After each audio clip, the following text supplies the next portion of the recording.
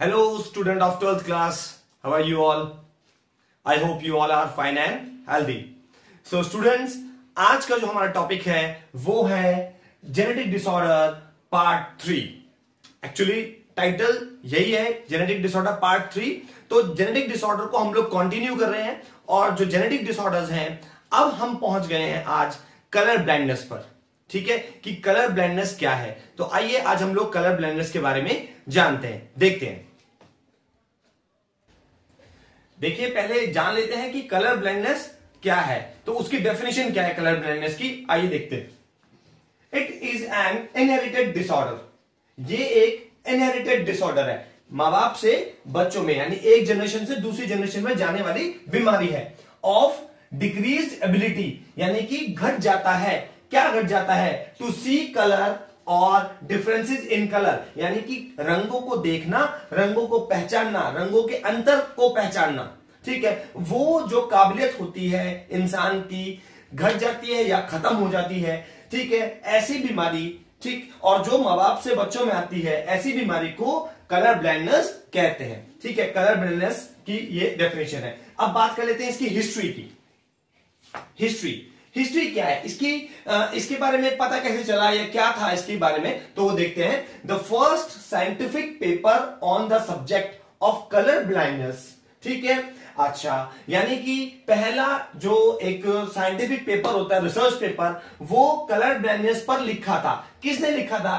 ठीक है, extraordinary facts relating to the vision of colour. Paper का नाम था extraordinary facts relating to the vision of colours, जो कि वॉज पब्लिश्ड बाय, जिसको पब्लिश किया था, किसने किया था? इंग्लिश केमिस्ट जॉन डाल्टन ने. कब किया था? 1798 में. कैसे किया था? क्या महसूस हुआ उनको? After the realisation of his own blindness, colour blindness, यानी कि जब उनको खुद ये महसूस हुआ कि उनको कलर ब्लाइंडनेस यानी कि कुछ एक ऐसी समस्या है, तो उस पर उन्होंने एक रिसर्च पेपर लिखा जिसका नाम था extraordinary facts relating to the vision of colours. ठीक है, ये जॉन डाल्टन ने लिखा था 1798 में. ठीक है, तो ये कलर ब्लाइंडनेस के बारे में सबसे पहली बार दुनिया को पता चला कि ये भी कोई चीज होती है. राइट, अच्छा, उसके बाद चलते हैं कि इसके दूसरे नाम क्या हो सकते हैं, यानी कि एग्जाम में आपको किसी और नाम से पूछा जा सकता है. तो आइए देखते हैं. Other name colour vision of deficiency, एक तो ये नाम हो सकता है. दूसरा नाम है इंपेयर्ड कलर विजन. ठीक है, ये इसके दूसरे नाम है. ठीक है, अच्छा, अब हम लोग देख लेते हैं कि कलर ब्लाइंडनेस के लिए क्या कोई टेस्ट होता है. तो आइए देखते हैं कलर ब्लाइंडनेस के टेस्ट को. Now you can see Ishihara colour test plate. ये एक प्रकार का टेस्ट होता है कलर ब्लाइंडनेस पर्सन के लिए, जिसको कलर ब्लाइंडनेस हो रखी है उसके लिए टेस्ट होता है. The test consist of a number of coloured plates called Ishihara plates, यानी कि इसके अंदर कलर प्लेट्स होती हैं. ठीक है, जिनको इशिहारा प्लेट्स कहते हैं. इसके कलर प्लेट से इसको टेस्ट किया जाता है कलर ब्लाइंडनेस को. Right, each of which contains a circle of dots appearing randomised in colour and size. Plate के अंदर अलग अलग साइज और कलर, अलग अलग कलर के छोटे छोटे सर्कल से बने हुए डॉट्स होते हैं. ठीक है, अच्छा, जिससे अगर किसी को कलर ब्लाइंडनेस है तो वो उन कई सारे डॉट्स के बीच में, ठीक है, एक्चुअल पिक्चर को पहचान नहीं पाएगा. राइट, तो ये इशिहारा कलर प्लेट आपको मैंने दिखाई है जो कि कलर ब्लाइंडनेस के टेस्ट के लिए काम आती है. ठीक है, राइट, चलिए आगे चलते हैं.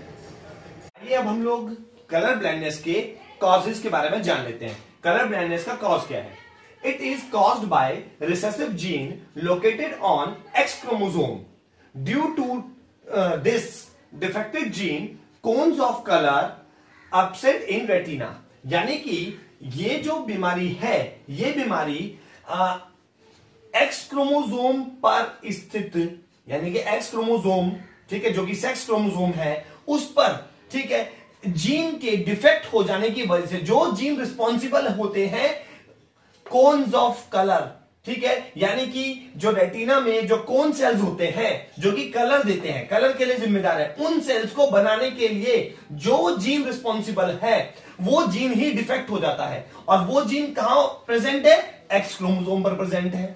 ठीक है, अच्छा जी, तो उसकी वजह से, क्योंकि जब एक्स क्रोमोसोम में वो जो जीन डिफेक्ट हो जाएगा तो जो कोन्स हैं जो कि कलर को बनाने वाले थे वो कलर को बना ही नहीं पाएंगे, यानी कि कलर को आप कलर को आइडेंटिफाई नहीं कर पाएगा बंदा, क्योंकि जो कोन्स होते हैं रेड, ग्रीन और ब्लू कलर के होते हैं, रेड, ग्रीन और ब्लू। ठीक है, अच्छा, तो ये इनके कॉम्बिनेशन से, ठीक है, कलर्स फिर बनते हैं। ठीक है, और कलर्स को आप पहचान पाते हैं। ठीक है, कलर बनने का मतलब यहां पर यह नहीं है कि आपकी आंखों में कलर बनने लग जाते हैं। कलर बनने का मतलब यह है कि जैसे ही लाइट आपकी आंखों पर पड़ेगी, रेटिना पर पड़ेगी, तो कोन सेल्स एक्टिवेट हो जाते हैं। तो इन पर जो वेवलेंथ होगी, लाइट के जिस कलर की वेवलेंथ आएगी, तो वो जो कोन सेल्स होंगे, वो कोन सेल्स उस तरीके का कलर प्रेजेंट करेंगे। राइट, ये चीज है। The gene for the normal vision is dominant. ठीक है, मगर क्योंकि नॉर्मल भी व्यक्ति को दिखेगा, अगर वो कलर ब्लाइंडनेस भरी चाहे उसमें हो, मगर उसको दिखता तो है। तो जो नॉर्मल विजन के लिए जो जीन होते हैं वो डोमिनेंट होते हैं। ठीक है, अच्छा, a single gene produce the disease in males. जैसे हिमोफीलिया के केस में होता था कि अगर सिर्फ एक ही जीन प्रेजेंट है, क्योंकि मेल में सिर्फ एक ही जीन प्रेजेंट होता है, तो मेल्स के अंदर एक जीन के होने से भी बीमारी हो जाती है, यानी कि मेल तो एक जीन के प्रेजेंट पर भी डिफेक्टेड हो जाएगा। ठीक है, बिकॉज इसका रीजन क्या है? Because there is no homologue of this gene in Y chromosome. क्योंकि ये जो डिफेक्टेड जीन है इसका होमोलॉग वाई में है ही नहीं।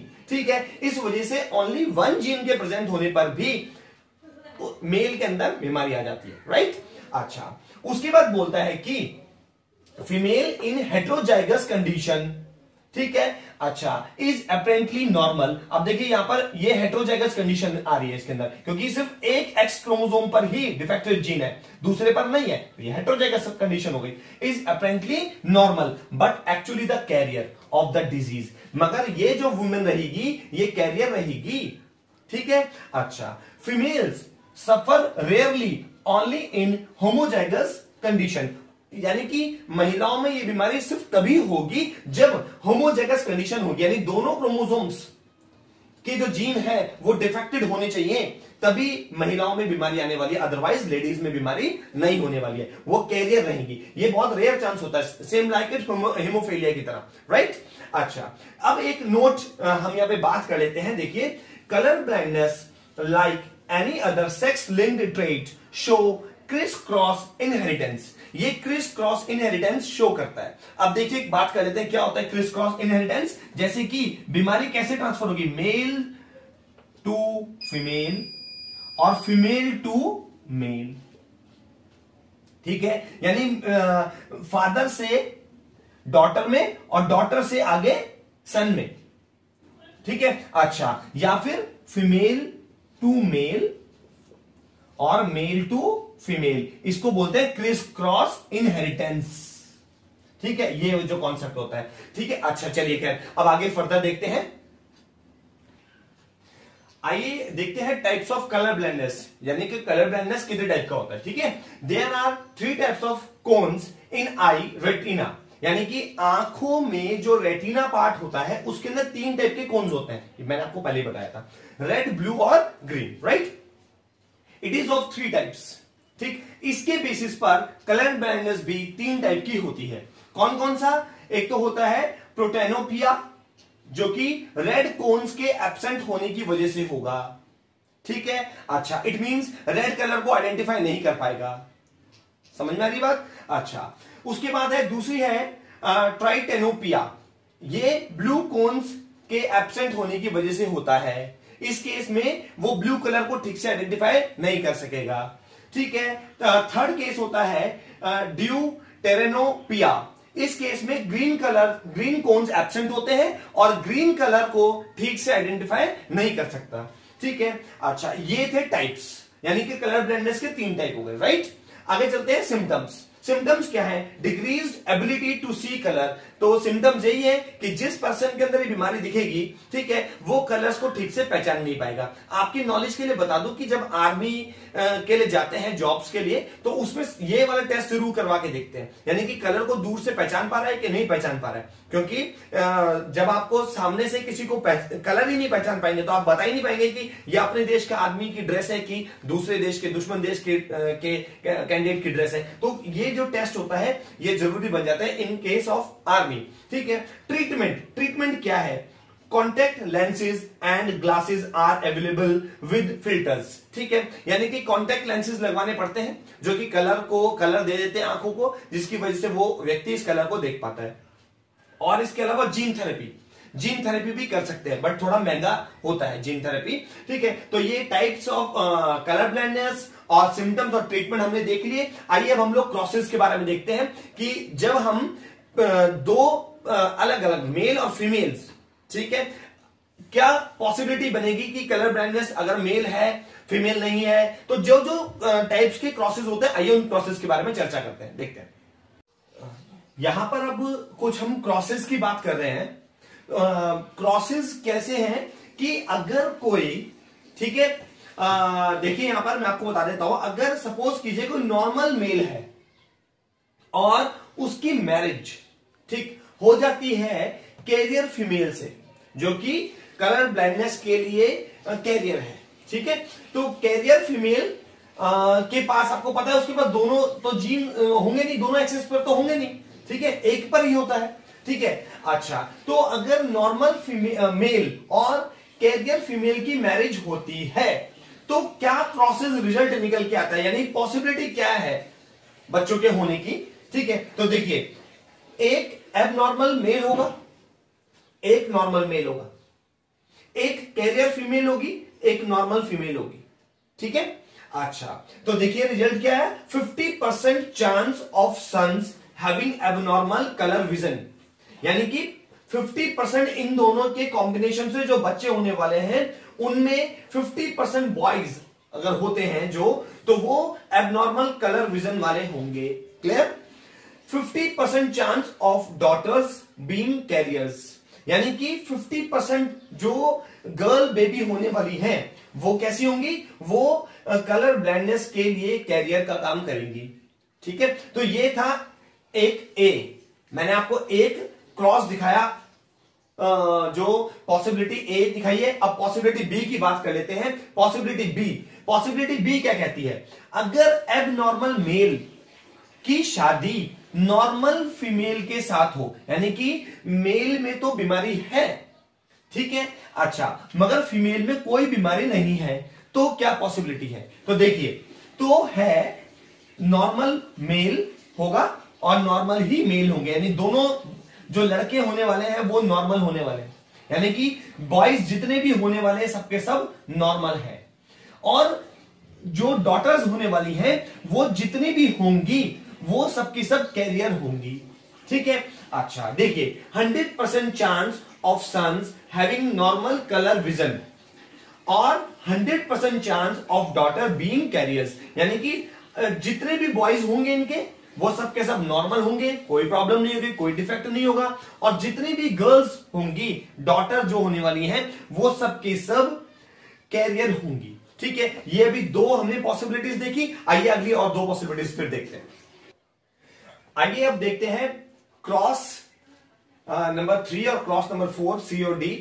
अच्छा, तो अब देख लेते हैं कि अगर कोई एबनॉर्मल मेल है, उसकी मैरिज कैरियर फीमेल से हो जाती है तो क्या होगा, ठीक है। तो एबनॉर्मल सन होगा, बिल्कुल एक नॉर्मल सन होगा, ठीक है, एबनॉर्मल फीमेल होगी और कैरियर फीमेल होगी, ठीक है। तो पॉसिबिलिटी क्या बनती है? 50% chance of sons being colour blind, यानी कि ऐसे कॉम्बिनेशन से जब एक एबनॉर्मल है और दूसरा कैरियर है, ठीक है, तो 50% चांसेस ये है कि जो उनका बच्चे होने वाले हैं, उनमें लड़के जो होने वाले हैं, उन लड़कों में 50% लड़के कलर ब्लाइंड पैदा होंगे, ठीक है। और 50% chance of daughters being colour blind और बीइंग कैरियर। 50% लड़कियां कलर ब्लाइंड होंगी और 50% लड़कियां कैरियर होंगी। ठीक है, अच्छा ये है पॉसिबिलिटी नंबर 3। अब पॉसिबिलिटी नंबर 4 की तरफ चलते हैं। अगर नॉर्मल मेल की मैरिज एबनॉर्मल फीमेल के साथ हो जाए, आपकी बात एबनॉर्मल फीमेल है, तब क्या होगा? तो एबनॉर्मल मेल और एबनॉर्मल मेल यानी बॉयज तो एबनॉर्मल ही होंगे और जो डॉटर्स होने वाली है वो कैरियर फीमेल और कैरियर फीमेल ही होंगी। ठीक है, यानी कि 100% chance of sons being colour blind, 100% chance of daughters being carriers, right? ठीक है, अच्छा तो ये था आपका क्रॉसेस। ये जो क्रॉसेस है, ये क्रॉसेस एग्जाम्स में आपको पूछे जा सकते हैं। ठीक है, आपको सिर्फ ये दे देंगे कि अगर एबनॉर्मल मेल की शादी अब कैरियर फीमेल के साथ होगी तो बताइए कितने % चांस, ठीक है, डॉटर के और सन के होने की पॉसिबिलिटी है। तो ये पॉसिबिलिटीज पूछी जाती है बोर्ड के एग्जाम में, इसलिए ये क्रॉसेस इंपॉर्टेंट थे। ठीक है, चलिए आज का जो वीडियो सेशन है वो हम यही खत्म कर रहे हैं। So students keep watching and keep learning. Thank you.